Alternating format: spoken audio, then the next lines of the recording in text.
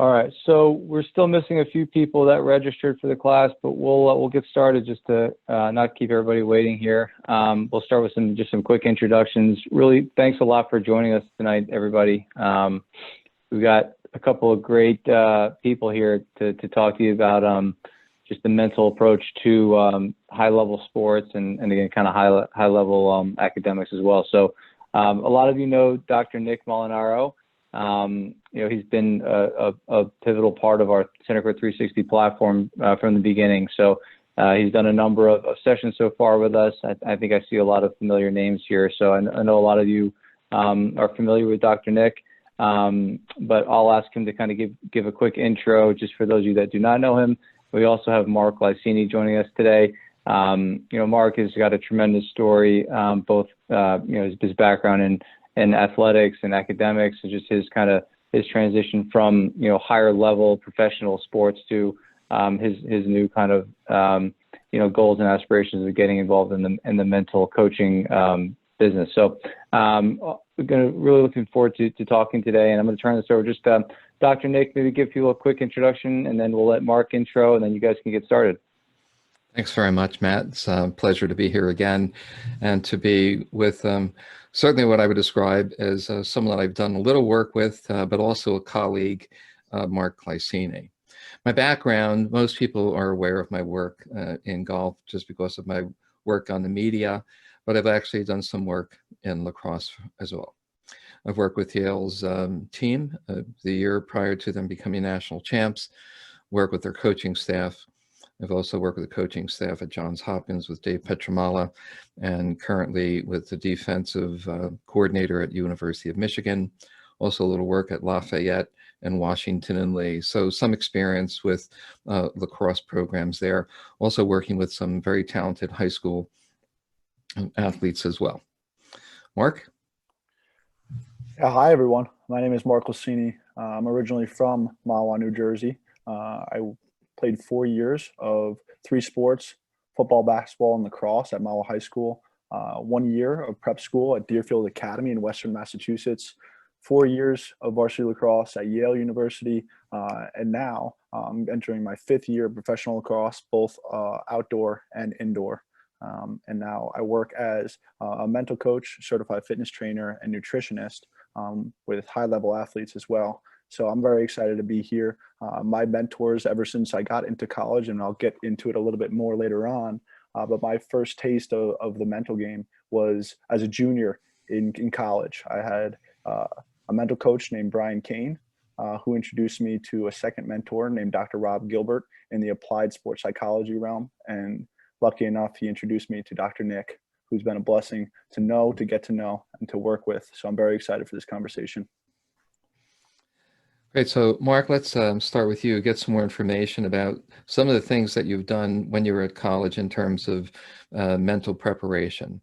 How have you used these skills in other sports? So can you demonstrate, you know, some of the mental skills that were essential in playing lacrosse at a high level that you've also used in your other sports? Absolutely. As I touched on it, and the reason I brought it up is I was a 3-sport athlete. I played every sport competitively, probably under the sun, besides ice hockey, although that is my favorite sport to watch. And it's definitely the case that I used what I learned as a point guard in basketball and what I used in terms of physicality on the football field and spacing to help me be an overall better, complete lacrosse player. And what I would like to touch upon is probably my transition from Mahwah High School, where I was an ex-attackman playing on a very aggressive offensive side of the ball, to now playing the defensive side of the ball as a short stick defensive midfielder at the professional rank. And that takes definitely adjustment from understanding the tactics and from a tactical perspective in lacrosse, but it also I'm always getting fired upon, if you will, and Dr. Nick will talk about that. But I would definitely say it was the spacing and athleticism that I used to get up and down in basketball. And then in football, the physicality of being able to absorb contact, have my heart rate get elevated, and still perform under pressure. Well, let's address, you know, what we describe as executive functioning. Most individuals are not aware how important it is to play what's called open sport. In an open sport, it means that somebody else has responsibility to starting things, and that could be a whistle blowing, or it could be offense or defense, and then you have to react to them. In closed sports, such as golf, you start it. And in gymnastics, similarly, you do that.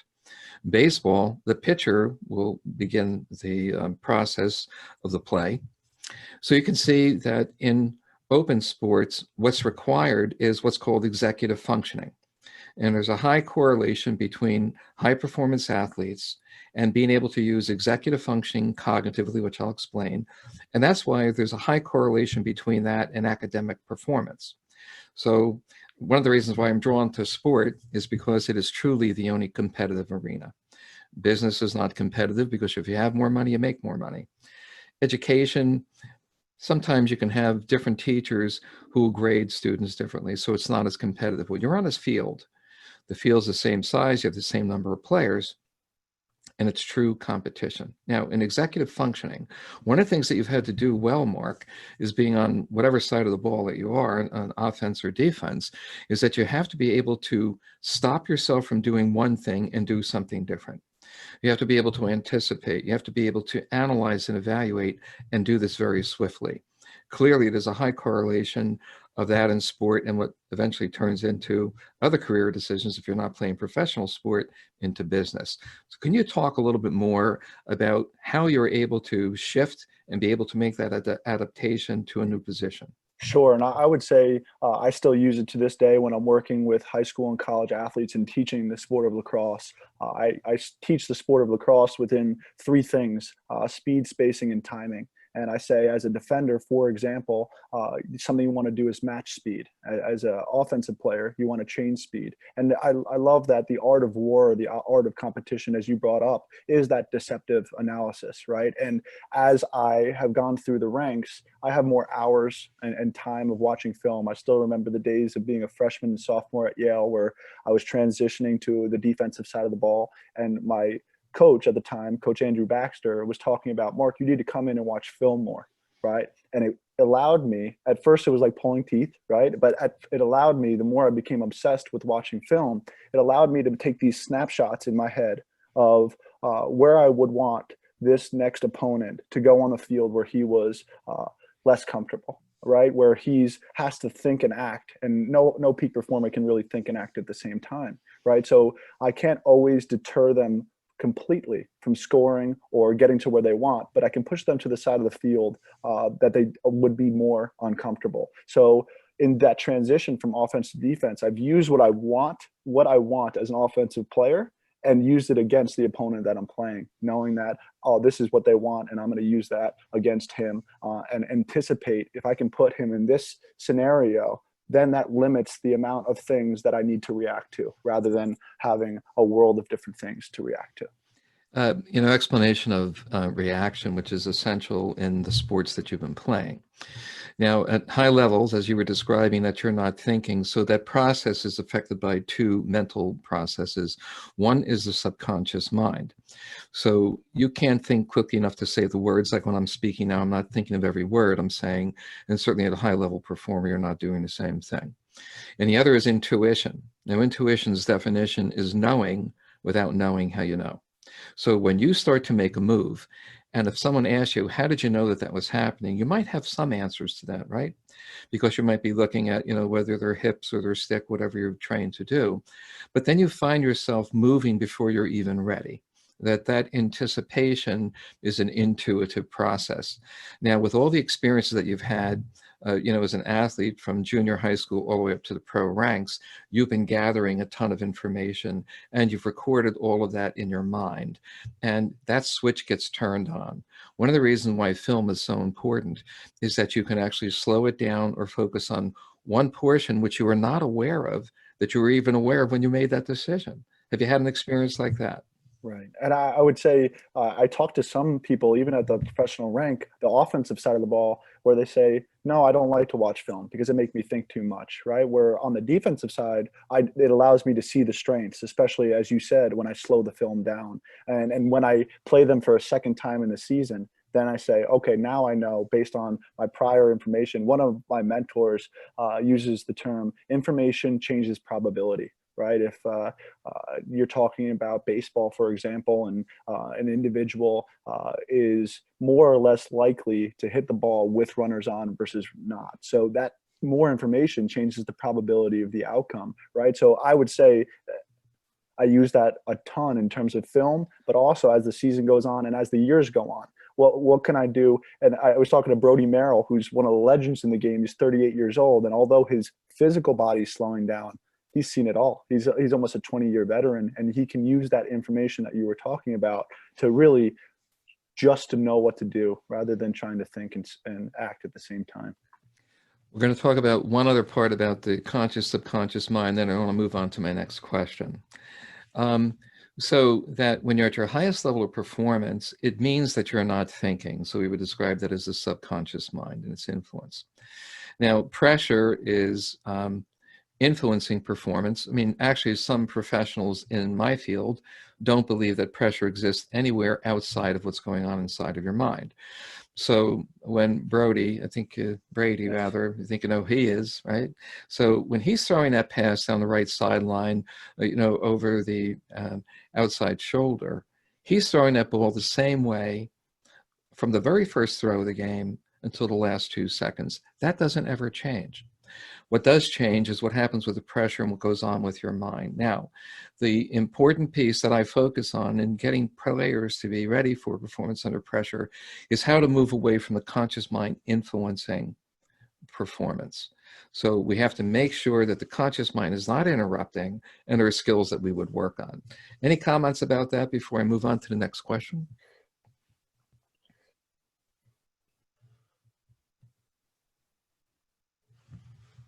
Mark, do you have any comments about that, or? I thought it was open field, but no, Okay. I don't really have any question Okay. on that in terms of Sure. what I would say about the playing the same way at the beginning of the game, then at the end of the game is something that comes to mind for me is what happens when your heart rate's elevated, right? I was talking to Andy Shea, my head coach from Yale, and Sure. something that came to mind was the reason he does stuff at practice so repeatedly, right? The basics, the fundamentals so repeatedly is so, not that we get it right so that we can't get it wrong, like you were talking about. And then I inputted that fact that when my heart rate's over 140, it's not 75 degrees and sunny between the ears, right? Now I have to be able to sync to my levels of training, whatever I'm used to doing. And that's where you see if your levels of training are not in order, right? If you're not prepared, one of the things I definitely learned from you and I've taken and run with is self-efficacy, right? I hope that we can touch upon that because that is definitely such a beautiful term and idea. And I am steering further and further away from the word confidence and getting closer and closer to preparation, breeding self-efficacy. I'd like to talk about the transition from confidence to efficacy, as we spend some more time here. There's some things that are very characteristic. I don't know if people know your background, but twice at Yale, you were awarded the Winthrop Smith Award for inspiring your teammates with superior conditioning and team play. When did you start to focus on your physical fitness, and what strategy do you still use in terms of strength and conditioning? Right. And beautiful question in terms of, I think me winning that award multiple times came as an indirect outcome to the preparation I was putting in for different reasons. And for the young student athletes out there that are upset about a loss, I feel them very much so, because when I was a senior in high school, I got a stress fracture in my L2 and L4, my lower spine, and I also lost my senior season before I went to Deerfield. So I correlate right with them in the fact that I know what the loss is like, and I've started ever since that point to do training not as a means to an end, which heads right into to answering your question is I started to train for the sake of getting better, being able to walk again, and then jogging, and then sprinting and running. And I came obsessed with that feeling of if I was in the weight room or exercising, breaking a sweat, I started to feel better physically and also mentally. And that's where I first saw the alignment, that if I could condition my body more, then I will be able to make the play later on in the game the same way you talked about Brody making the play, first pass of the first play of the game and the last play of the game the same way. And I don't think it's possible if you don't have your health set in order, as I like to put it, not just your mindset, but your health set in order. And that's always been the case ever since I had big losses, physical injuries in high school, and that I took that to prep school. And by the time I walked in to Yale, what allowed me to be a complete player and have the opportunity to play short stick defensive midfielder was that I was one of the most athletic guys on the team, even as a freshman. So because I really cared about my superior conditioning, I knew that it would pay dividends at the highest level. And then over time, what I really needed to hone in was the mental game after that. And I don't think you can focus on one or the other. They both require your attention to both physical conditioning and mental. I think this is a great segue into what we want to talk about, efficacy. So I'd like to move to that now, and we'll get back to the questions. Okay. So, in our discussions, Mark, you know that I've talked about that confidence is a very poor predictor of performance. Mm-hmm. And the rationale for that is that if you look at what confidence is based on, it's based upon two basic processes: what a person believes about their ability, and then what a person feels about their ability. And as you know, I've dissected that to explain that people believe things that are not true. So people will go to war, die, and kill other people based upon their beliefs. And people's feelings don't tell them the truth. And so whether you're a golfer and you're over a 3-foot putt and you feel like it's going to go in the hole, and I know Matt's had this experience, it doesn't always go there. So your beliefs or your feelings don't always tell you the truth. So how can we possibly use those two processes to influence the way in which we're going to perform? But what you talked about was efficacy. And so when we look at what efficacy is, it's the best way to explain this is that if you look at a simple medication, let's take a look at ibuprofen, Tylenol, something like that. Now, if you needed it on a Sunday afternoon, you'd take it on a Sunday afternoon. If you needed it when you're on vacation, if you needed it, on a Monday, it doesn't matter because it always does what it says it's going to do. So self-efficacy is not about what you feel or believe, it's the truth. So you gave an explanation of that when you started talking about your attention to developing your physical self, not just in terms of being a better performer, but making sure that you could sustain your performance without getting injured.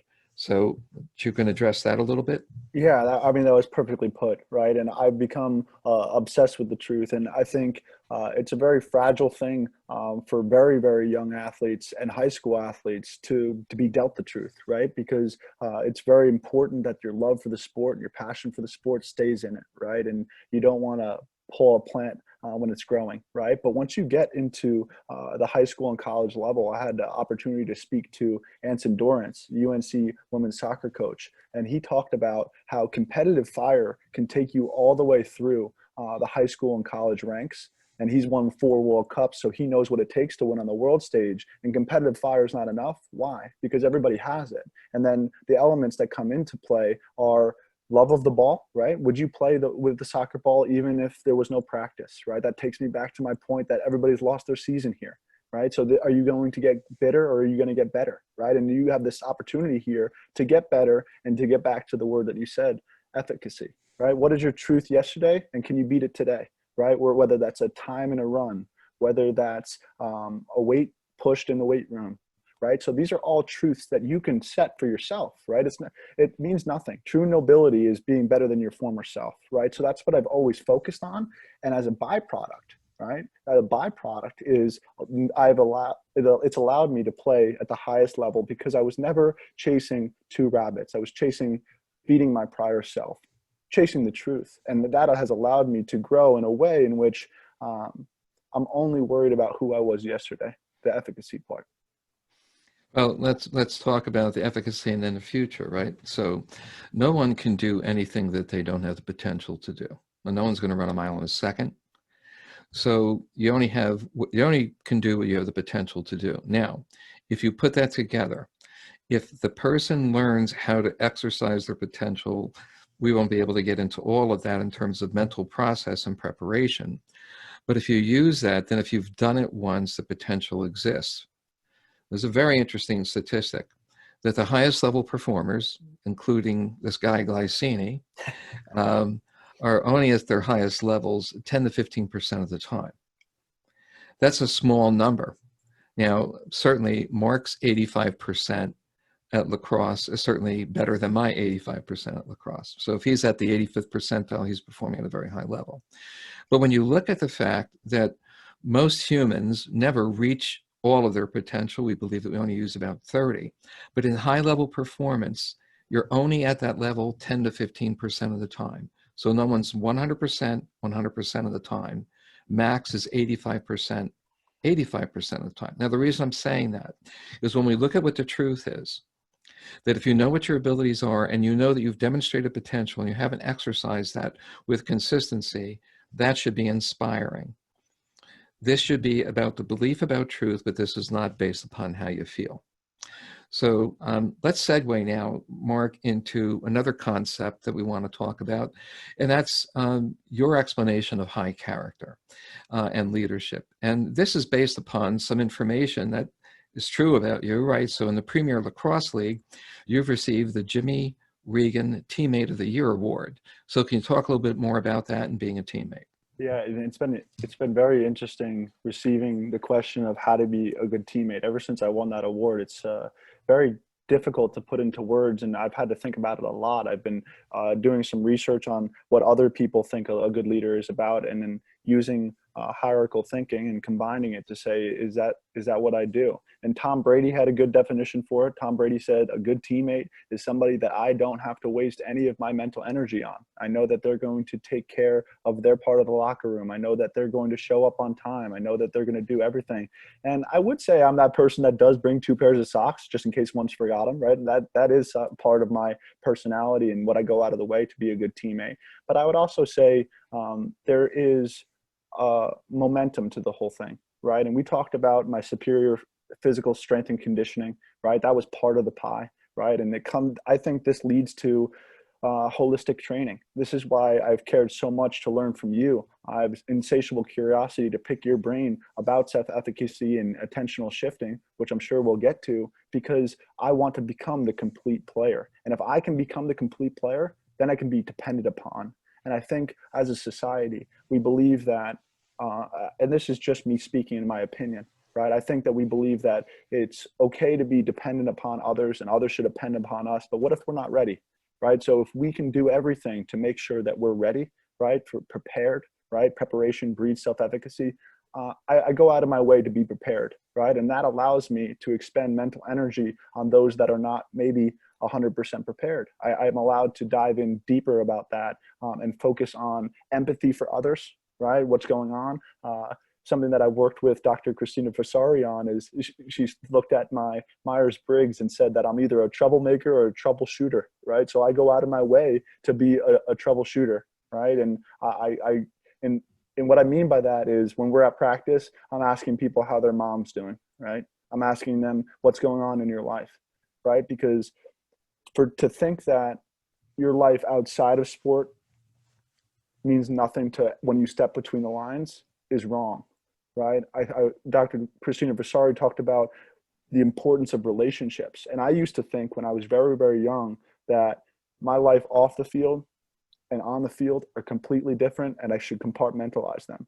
But now, as I've gotten older and took an obsession to the mental game, I see that the holistic approach comes in. To answer your question in short, I want to be depended upon, and I know I can be depended upon if I care about my preparation. Okay, so I'm going to take what you said. I'm going to use psychological explanation. Okay. Perfect. So, because psychologists, we have all the answers, and if we don't, we make them up.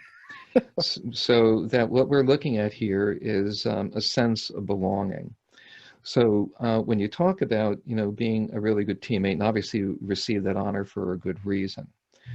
When people have a sense of belonging, they bond and their performance excels. People's immunological system actually is related to a sense of belonging.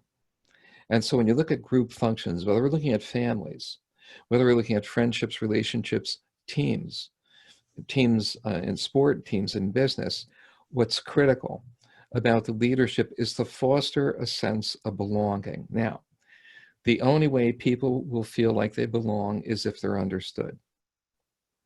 As you're asking questions about members of your teammates' families or coaches, what's happening is that they're looking at you because you understand that there's some importance that might not be addressed by anyone else.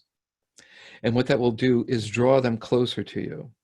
And so this whole thing, you briefly spoke about empathy, and the research now on leadership is more about empathic leaders. We don't want guys just ruling with an iron fist.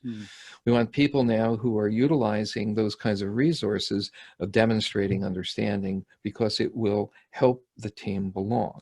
Now, I don't know who's on the podcast here this evening, so I can't tell what your ages are. This might seem like it's not related to high-level performance, but I can assure you that part of my work, and I've worked with some pretty high-level performers in a lot of sports, and the reason I'm brought in is because I can make an assessment of the mental skills of the player.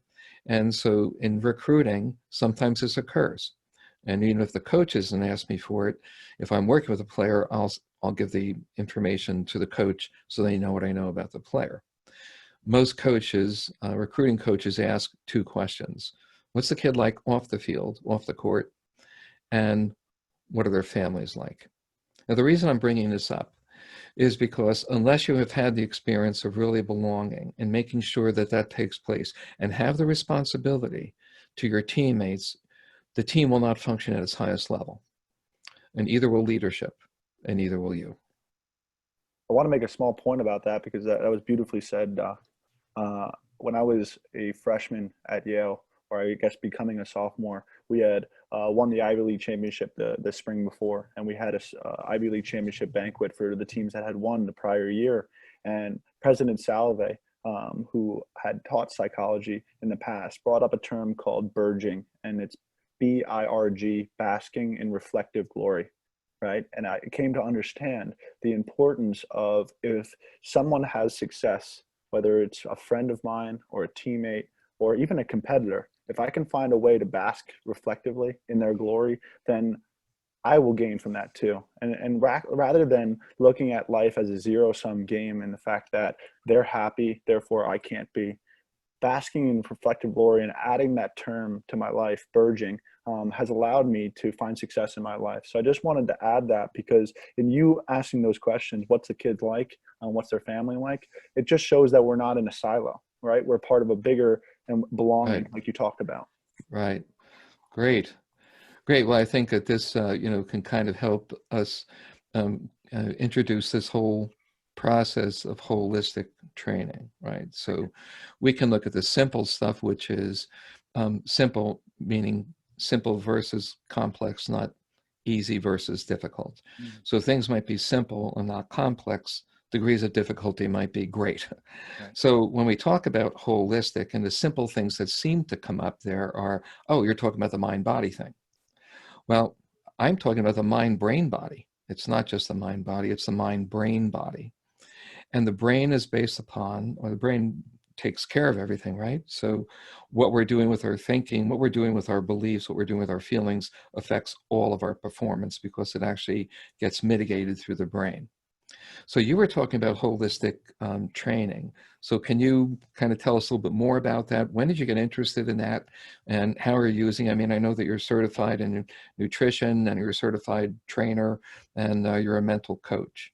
Right. So tell me more about this, and when did you start using it, and how have you applied it? Let's look at perhaps when you're in high school. I assume we have some high school students on here, maybe some collegiates as well. Absolutely. So speaking through experience here, in the fact that I wish I paid more attention to the mind piece earlier on. And I think it's through certain experiences that I was forced to pay attention to it. And I couldn't speak about this unless I was to talk about the 18th year of my life, in which I talked about probably the third out of four things that happened to me that year was that I did get a stress fracture in my spine. And junior year, I won North Jersey Player of the Year. I set the point record in lacrosse, and I was expecting to have a better year my senior year. And halfway through the season, I received that stress fracture. To go quickly through it, in football, I received a concussion. I never played football again. And then in basketball, I broke my nose. And then in lacrosse, I was expecting to take off and put all those things behind me. And I had the stress fracture. And then my mom was diagnosed with stage 3 lymphoma right before I went off to prep school. So I was bombarded with loss, right? And I was bombarded with this feeling of responsibility that I was too young and what's going on. And the way I would analogize it is to a storm. I wasn't clear. I wasn't thinking clear. I was wondering why all this was happening. And it's allowed me to fast forward. And now I say, so what, now what, to bad experiences, because it's put things in perspective. So I didn't know it at the time, but what I was doing was focusing on my mind. I was focusing on the mental piece. And what I was doing is when I was laid up in a hard brace from my pecs to my tailbone, recovering from the physical injury, and then my sick mother being there, is I started writing, right? And I thought that that was euphoric for me. It was therapeutic for me because I could get the negative energy out of my body. I could get the negative energy out of my body, and then I could also set an aim, right? When I get out of this, I'll be stronger, right? I don't know why this is happening, but I know that once I will be able to walk again, somehow, some way, I'm gonna find a way to fight, right? So I didn't know it at the time, but I was visualizing that I was waking up in the middle of the night in sweats because I saw myself performing at a high level. And then fast forward to my junior year in high school when Coach Andy Shea first had our first mental coach before Dr. Nick came in. I didn't have the pleasure of working with you in college, but what I was given at the time, I still remember, is we were at Brown University, and it was the day before the Ivy League championship game, and I texted him. I said, I can't. I'm thinking about this relationship. I'm thinking about my work in school. I'm thinking about all these different things, and I was overthinking. I was having that paralysis by the analysis, and I couldn't adjust. So there's these experiences, without being too long-winded about it, was that everything matters, right? And now it's taken to a whole nother level that I need to not have work-life balance. I need to have work-life harmony, which I need that alignment, not just mind-body, but mind-brain-body that you talked about. So holistic means to me that everything matters. I need to write in my journal when I feel bad, and I have to write in my journal when I feel good to set higher goals, right? So it's been good for goal setting, but it's also been therapeutic for me, right? And then as I touched upon in the weight room and in training and in exercise, I know that feeds into me being able to be a better athlete and then simultaneously a better person to my family and my friends. Great. Well, thanks for sharing, disclosing all the experiences that you had. And again, now I'll make some psychological interpretations of the phenomenon that you were experiencing. So one of the things that happens with our attention, if it is placed in a very specific way, if we use our mind effectively, we will be able to control our body. I've given examples in the past. If you imagine something juicy in your mouth, like a piece of fruit, steak, if you do that now, you will notice in a short period of time that you begin to salivate. Now, because psychologists are weird dudes, we measure the amount of saliva when you imagine a piece of fruit in your mouth, and we measure the amount of saliva when there's actually a piece of fruit there. And they're exactly the same. So what it's telling us is what you are imagining at times will influence your body. Now, if you've started to salivate already, that won't stop for the next 3 minutes. If you keep thinking about it, it will go on for 7. What does this have to do with holistic performance? I've worked with athletes that have been injured significantly, not unlike your injuries, Mark. And during the rehabilitation, I would work with them in using imagery to actually increase blood flow to where the injury was. I had a golfer, a very, very fine golfer, who had Tommy John surgery on his elbow. It's not a good thing if you're a professional golfer.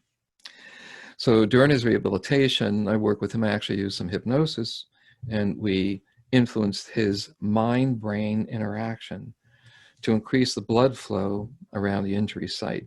And 2 weeks into his PT, the physical therapist said, looks like you're at your 6th week already. So we were able to modify blood flow.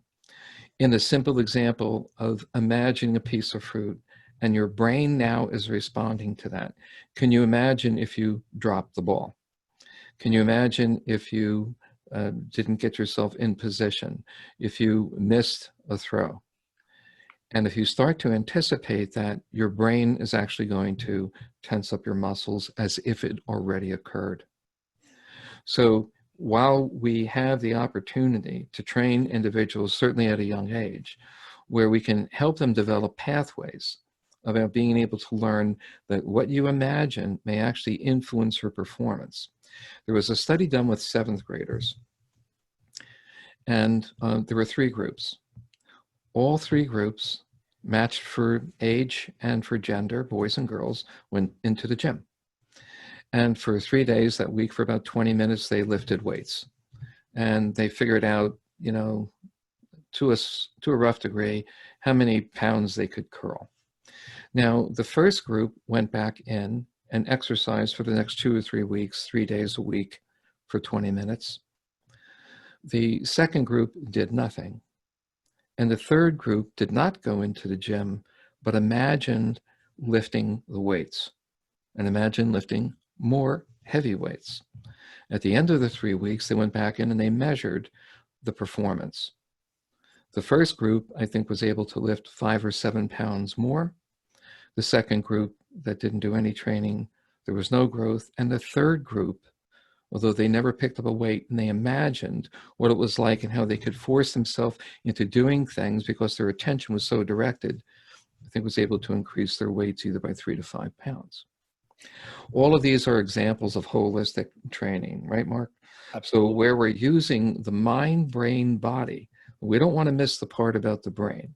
Because people think a lot of times, well, the mind thinks, oh, have happy thoughts or have happy images. This goes so much further than that.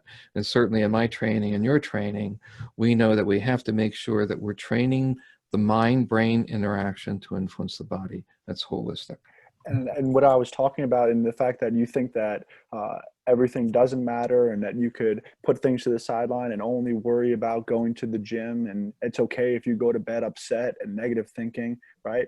This just proves it through the study there, that if you are able to, I don't want to use the word trick your mind, but I do want to go so deeply into consistent belief system, right, if you will, right, in the fact that if you do that repeatedly in the same way that you would exercise, there's definitely a holistic approach there that can lead to a major benefit.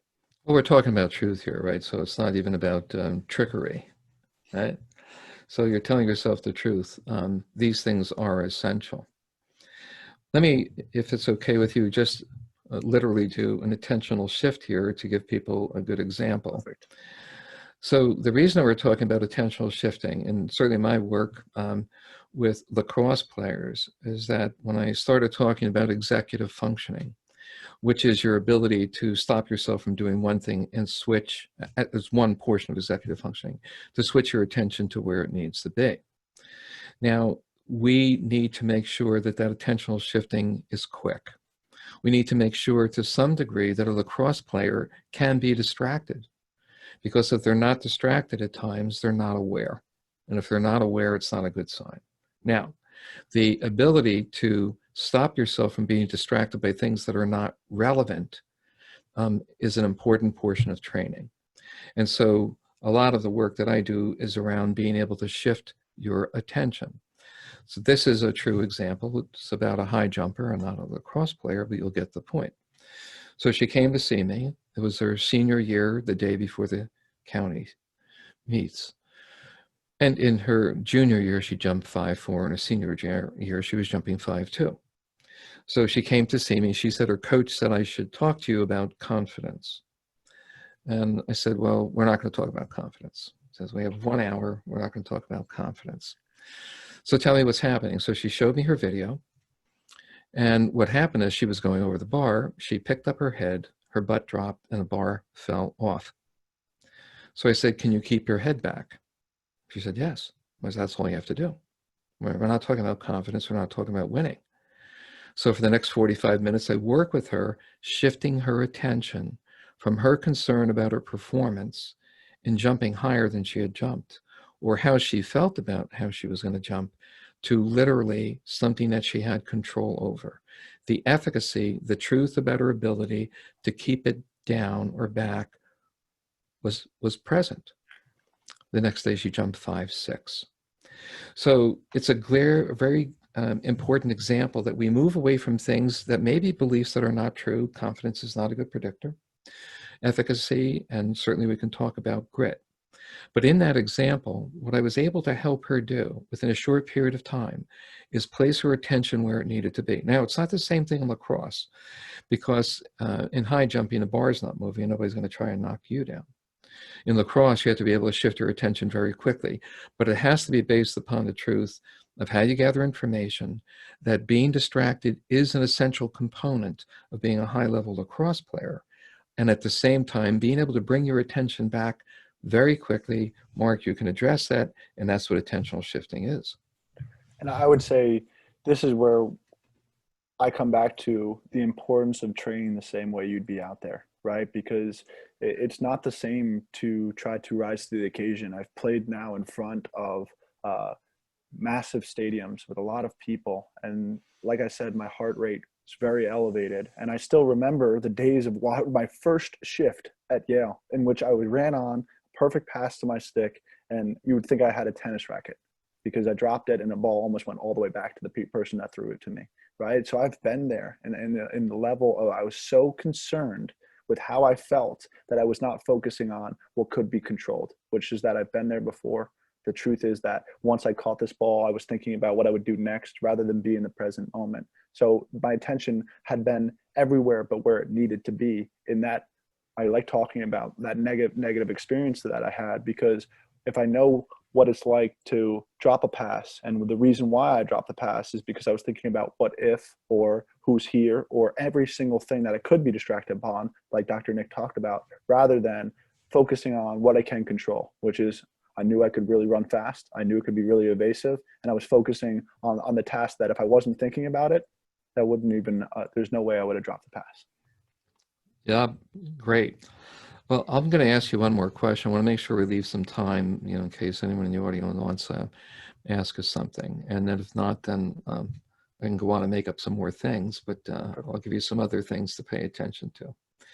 Now, Mark, if we go back and take a look at, your history, perhaps even back to high school, what do you think you overlooked in terms of helping yourself get to the highest level of performance until you actually learned what you should be doing? Is there anything that you would do differently, if you're a high school lacrosse player or junior high? What would you do differently? It's a great question. And I think it circles back to the fact that I always knew that I had a competitive fire. It was built by some of the loss and experiences that I talked about. But I would say that I wish I worried less and that I focused more on the things that I could control, right? I knew that I could control myself from a writing perspective and from an academic perspective and even from a training perspective physically. However, I didn't work on the simplicity of the things that I control between my ears. And what I mean by that is that I don't want to say that the mental game is very easy to implement on a consistent basis, but the idea of getting to the present moment was something that I really, really wish I knew about earlier, I worked on earlier, whether it was becoming aware, working on breathing techniques to relax myself. Like I said, I felt like a bull in a china shop sometimes, right? So I knew that that competitive fire would help me win lacrosse games in some way or another, or stay competitive in the classroom, more importantly. But I really wish I knew how to relax. I really wish I knew how to, rather than use my intelligence to overcomplicate a situation, the times I needed to just make things more simple. Great explanation.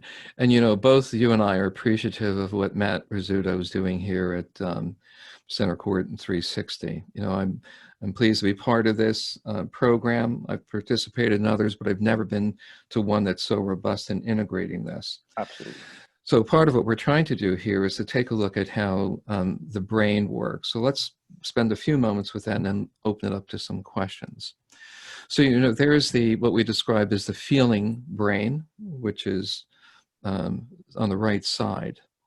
And we'll call that part the emotional mind.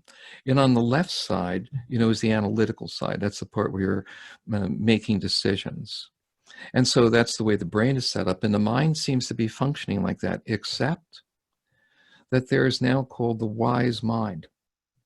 And the wise mind is taking the information from what you've learned in analysis and what you've learned in emotions, and you put them together and you make decisions that are different. One of the reasons why you can go back and analyze what's happened in your past is now you have wisdom. Wisdom is the application of knowledge that you had before in a different way. And it's the blending of both what you know is not true about what you feel and what you know is not true about what you believe. And the wise mind has the ability to articulate that and be able to give us the right answers. These are the kinds of things we're trying to train high school athletes with. And you didn't have that opportunity to do that when you were younger, and think about the how that's going to affect their performance by the time they get to places like Yale and the Premier Lacrosse League. Okay, I'd like to open this up now to see if there's any questions. And you can either do that by the chat, or you can open up your mic. We have a small group this evening, so we could, if you'd like to ask Mark or myself a question, please, please do so.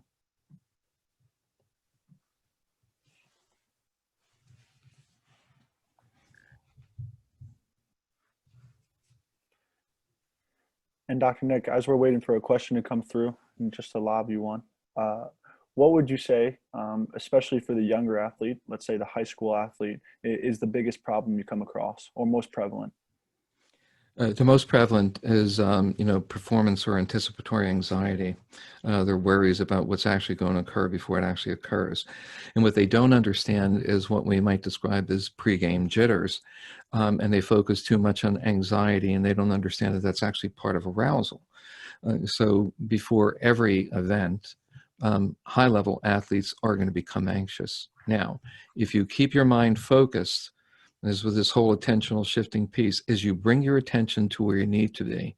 Breathing is a good way to start that off, and then being able to use imagery, and then being able to have what's called proprioception, feel your body moving without doing it. Once you do that, it brings you back into the moment.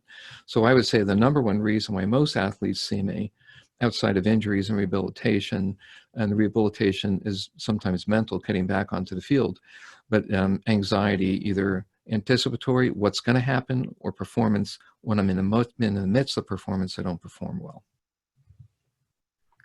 Thank you, Doc. Here's a question from Summer. Do you think about scoring a goal can help you actually score one in a game? Do you want to tackle that first? Take that. It's your scoring goals and I'm not. Well, you touched upon it there in the fact that the present moment, and one thing that's very applicable, and that I'm sure many people have watched within here, is the takeaway from what made Michael Jordan so great in The Last Dance, right? And the reporter said it in episode 10, is that he never thought about missing a shot that he hasn't yet taken, right? And he was impeccable at being in the present moment. So do I think about scoring a goal, and then can that help me score a goal? And the way I would answer this question is when I become internal and when I become external. So when I am in game and I am internal, I am not going to perform well. And what that means is I'm thinking about what if, or what has happened a little bit too much, right? And I can't think, or no high performer, correct me if I'm wrong, Dr. Nick, can think and act at the same time. You cannot do that, right? With the internal thinking, that happens during the visualization period, before I step, before even the day starts, or perhaps when I'm in the locker room. And I call it thinking time to trusting time. So I'm never thinking about it when I'm between the lines, or I want to even take it further. When you're in a heated argument or a meeting or anything like that, you should be trusting yourself rather than thinking in that moment, right? And that's where I become like the open sport that Doc talked about. That is trusting time for me. Summer, I would answer it like this. What I would be suggesting that you do is that you spend time imagining from behind your eyes, behind your shield there, what it would be looking like as you're approaching the goal, and construct different sets of where the defense would be. And then I want you to imagine scoring the goal. What I'm going to ask you to focus on is, what does it feel like when you're moving your stick? What does it feel like when you're making a dodge? What does it feel like when your feet are still moving and you're able to get torque? Or if you're, however you're shooting. Now, when you imagine it and try to feel it, your brain is firing to your muscles in real time. And what that's going to do, it's going to train you to do this even more automatically, subconsciously, after you've done that hundreds of times. So you can do this by either looking at film, whether it's about film from of you or anyone else, but try to imagine what it would look like from behind your eyes, not just what the video camera would be doing. And so when you talk about, being able to do that ahead of time, thinking about it, we don't want to use thinking because thinking will actually take away from your performance. We want you to visualize this. So visualization is from behind your eyes. It's called internal imagery. And external imagery is when a video camera would be from the video camera's angle.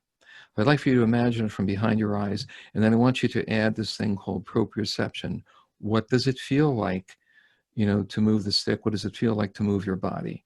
And when you have that sensation, you're training a pathway in your brain, and that will actually increase the speed of your decision making. And that's going to add to intentional shifting, and you could pick up half a step by doing that. I love that, Dr. Nick. And one thing that I want to extend upon is we talked about earlier how it's so important to focus on the truth rather than what we believe and what we feel. However, in that moment, you're talking about feel the movement. So do you mind clarifying, just so in Sure. case there's any type of discrepancy there on Sure. not focusing on belief and feeling, but focusing on the feeling of that movement? Right. So the feeling that I want you not to pay attention to is emotion. And there's no room for high-level performance to talk about how you feel about this. The feeling I'm talking about, and you can all do this right at the moment, if you imagine just running down a flight of steps and imagine what foot you're going to put down, that feeling is called proprioception.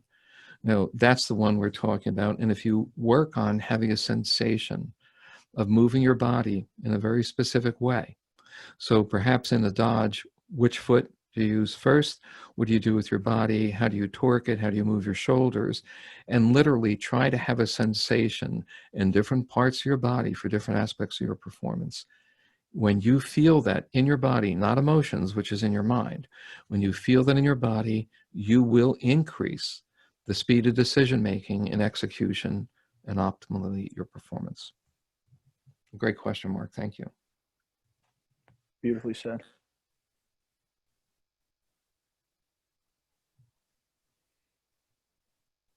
And I want to extend upon what you said about emotion.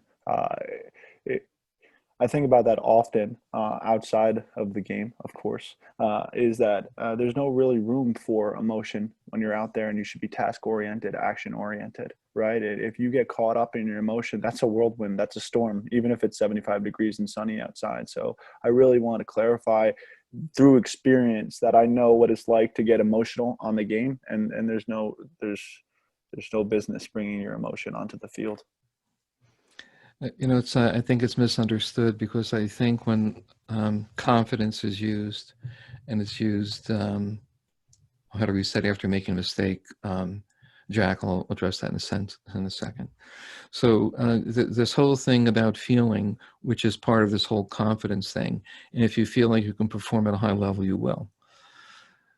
But the opposite is also true. Then if you're feeling like you're not going to perform at a high level, you won't. So the reason I stay away from confidence, in addition to those two components, the theory is that if you have low confidence, your performance is low, and if you have high confidence, your performance is high. Well, then how do you move from low confidence to high performance? It doesn't make any sense. So the theory itself is flawed. So when we move to where your attention needs to be, and that comes up, I think, here is Jack is bringing up, how do you reset after making a mistake? So this begins before you actually get onto the field. So in pre-competition preparation and in mental skills training, you would be trained to what to do in case you make an error.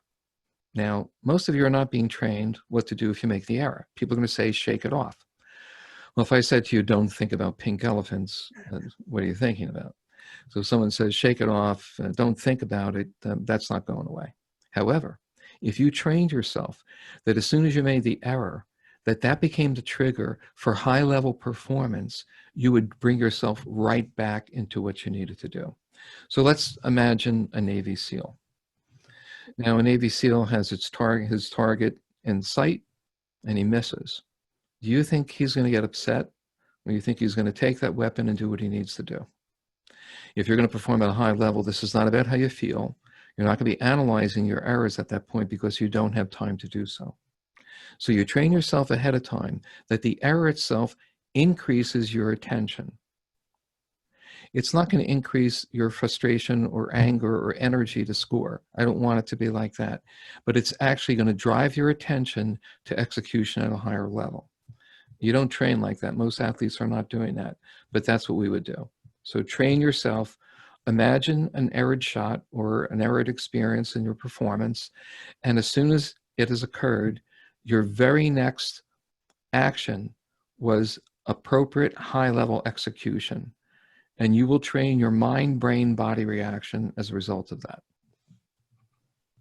One of the stories that I heard on a Michael Gervais podcast, Finding Mastery, with Missy Franklin, who at 16 years old won Olympic gold in the 200-meter backstroke. She talked about when she showed up for the gold medal round, she was showing up for the 50th time while everybody else was showing up for the first. And what she talked about was she wasn't just visualizing herself doing everything completely the right way. She visualized herself on that first 50-meter turn kicking off the wrong way and still finding a way to execute. So I think that is, I love that part and what she was talking about. One, that she showed up for the 50th time, right? And when she has every reason to be emotional at 16 years old at the world stage, yet she went so deeply into her visualization in the fact that she knew how to reset if the kick off the wall wasn't strong.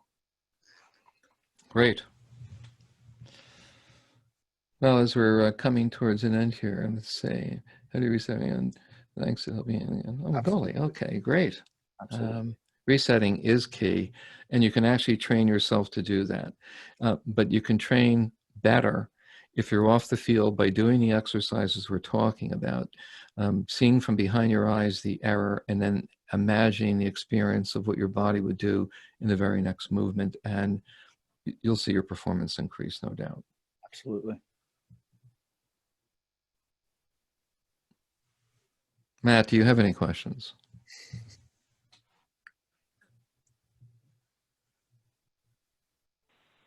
Sorry, I was muted. No questions. I think you guys are fantastic. I think, Mark, thanks again for joining us. I think that it's really, it's not very often you get somebody that's your caliber of athlete that can also, coach through this type of kind of data and these facts. I mean, a lot of times you have really high level athletes that can't relate to just kind of the fundamentals of what got them there, what brought them to this certain level. So really appreciate your time and just the fact that you can, you're taking such an interest in this and understanding of what creates high performance. And Dr. Nick, obviously, thank you as well for everything that you do for us and for this group. So I think this was a really helpful and it's really key for young athletes to kind of understand this stuff. And I think that what I would say to the audience is that as you have questions, certainly as you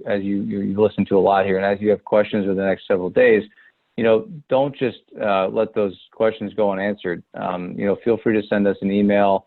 You can send myself an email. You can send the 360@centercourtclub.com an email. I'll put both of those in the chat. But we're here to help. And as you see more and more of what we're doing, this is really about you and about helping everybody perform at a higher level, perform more, with more purpose. So, as we go into the summer, and as we start to kind of, reopen and re-engage with our activities, hoping more to come soon, this is where you can start to put a lot of this into practice. But you don't want to forget about this mental preparation. So just because you can go out on field now, don't leave this part behind. We've stressed a lot of this over the last several weeks, the mental preparation, and we're going to continue providing offerings. And Dr. Nick and Mark will hopefully join us more and more. And as we can get in person, we'd love to to get you guys into a larger room. So But yeah, no, I think for me, thanks a lot, guys. This is super impactful for me at least, and you know, we're appreciative of the time, and hopefully more to come. Well, I'll close by saying that for every student athlete out there that's listening to this, and Matt, thank you so much for the opportunity to be on here. I did have a successful last year, but I would say that Dr. Nick did play a huge role in that, right? The truth that he's made me seek out for myself has played a huge role. He's been a mentor for me. And I would say to the athletes out there to repeat what you said is to really focus on this. And it's a really big piece of the puzzle, right? And to not pay attention to it based on your attentional shifting, to not pay attention to it would be to leave a piece behind, and you don't want to do that, right? So if you want the full truth and nothing but the truth, you have to focus on your mental preparation as well. Thanks, Dr. Nick. Thank you, gentlemen. It's a pleasure to be working with you guys collaboratively, and also at Centercourt 360. You can see that what I was focusing are on things in your control. So all the great things ever created by man was imagined first. You know, so anything that took place came from what was in one's mind. Keep that in mind about your performance. All your performance is based on your mind's ability to execute the potentials that your body has. Thank you very much.